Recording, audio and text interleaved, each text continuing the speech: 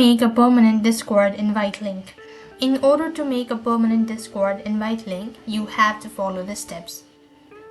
So what you need to do is here, first thing first, launch opendiscord.com and log into your account.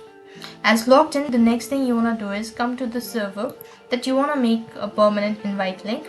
Let's say this is the one. Next, you want to click on the arrow icon from the top of the page and click on invite people from a pop-up window. Over here, you could see this is where you have. So click on set this link in never expiry and then go to settings. When you do it, so make sure that never expire after, that is never.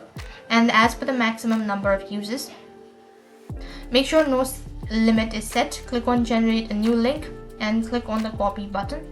And this is how you could go ahead and make a permanent Discord invite link. Now then, you could go ahead and share it with your friends or family. That's all for this video. I hope the video was helpful.